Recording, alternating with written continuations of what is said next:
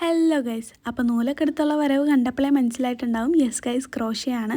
അപ്പോൾ നിങ്ങൾ crochet ചെയ്യുന്നവരാണെങ്കിൽ hook select ചെയ്യുമ്പോൾ ഇങ്ങനത്തെ പ്ലാസ്റ്റിക്കിൻ്റെ എടുക്കാതെ മാക്സിമം മെറ്റലിൻ്റെ തന്നെ യൂസ് ചെയ്യാൻ നോക്കുക. പ്ലാസ്റ്റിക്കിൻ്റെ അത്ര സ്റ്റഡി ആയിരിക്കത്തില്ല.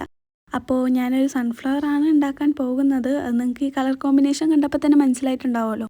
അപ്പോൾ ഫസ്റ്റ് തന്നെ 2 സെൻറ്റർ പോർഷൻ ഇതുപോലെ റൗണ്ട് സെറ്റ് ചെയ്തെടുക്കണം. ഇതെങ്ങനെയാണെന്ന് വെച്ചാൽ മാജിക് റിങ് ഉണ്ടാക്കിയിട്ട് പിന്നെ ഫുള്ള് സിംഗിൾ ക്രോഷ വെച്ച് ചെയ്തതാണ്. ഇനി നമുക്ക് ഇതിലിട്ട് നമ്മളുടെ മഞ്ഞ കളർ നൂല് പിടിപ്പിച്ചെടുക്കണം. അപ്പോൾ രണ്ടിലൂടെയും അടിക്കൂട്ടി എടുത്തിട്ടൊക്കെയാണ് നമ്മൾ ചെയ്യുന്നത്. അപ്പോൾ ഞാൻ ഇതിലത്ര കാര്യമായിട്ടൊന്നും കാണിക്കൊന്നും പറയുന്നൊന്നുമില്ല. അപ്പോൾ നിങ്ങൾക്ക് ഇതിൻ്റെ ഡീറ്റെയിൽ ആയിട്ടുള്ള വീഡിയോ വേണമെങ്കിൽ ഞാനൊരു ലോങ് വീഡിയോ പോസ്റ്റ് ചെയ്യാം. ജസ്റ്റ് ഒന്ന് കമൻറ്റ് ഇട്ടാൽ മതി. അതുപോലെ തന്നെ നിങ്ങൾക്ക് ഇങ്ങനത്തെ ക്രോഷയുടെ വീഡിയോസൊക്കെ ഇഷ്ടമാണെന്നുണ്ടെങ്കിൽ ജസ്റ്റ് ഒന്ന് കമൻറ്റ് ഇട്ടാൽ മതി നെക്സ്റ്റ് എന്തിട്ടാണ് ചെയ്യേണ്ടതെന്ന് കേട്ടോ. അപ്പോൾ ഏതാണ്ട് കഴിഞ്ഞിട്ടുണ്ട്. ബാക്കി വരുന്ന ഇങ്ങനെ എക്സ്റ്റെൻഡ് ആയി നിൽക്കുന്ന നൂലൊന്നും വെട്ടിക്കളയാണ്ട് അതിൻ്റെ ഉള്ളിലേക്ക് തന്നെ വെച്ചിട്ടാണ് നമ്മൾ സ്റ്റിച്ച് ചെയ്ത് കൊടുത്തിട്ടുള്ളത്. ഇനി നമുക്ക് ലീഫിൻ്റെ പോർഷൻ ചെയ്യാം. അപ്പോൾ ഇതൊരു കീ ചെയിൻ ആക്കാനുള്ള പരിപാടിയാണ്. അപ്പോൾ കഴിഞ്ഞ ദിവസം ഞാൻ ഒരു വീഡിയോ ഇട്ടിരുന്നു, ഒരു വാലൻറ്റൈൻസ് ഡേയുടെ ഓർഡർ പാക്കിംഗ്.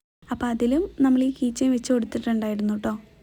ആൻഡ് ഇതൊരു അടിപൊളി സാധനമാണ്, ഞാൻ വെറുതെ പറയല്ല. നമ്മൾ ജസ്റ്റ് പുറത്തൊക്കെ പോകുമ്പോൾ നമ്മൾ ബാഗും ഇങ്ങനെ തൂക്കിയിട്ടാൽ തന്നെ അതാ നമ്മൾ മൊത്തം ലുക്കിനൊന്ന് എലവേറ്റ് ചെയ്യും. ലൈക്ക് നമ്മളിങ്ങനെ വരുമ്പോൾ ഇതായിരിക്കും ഏറ്റവും കൂടുതൽ അട്രാക്ഷൻ. എനിക്ക് അങ്ങനെ തോന്നിയിട്ടുണ്ട്. നല്ല അടിപൊളി സാധനമാണ്. അങ്ങനെ നമ്മൾ കീ ചെയിൻ റെഡി ആയിട്ടുണ്ട്.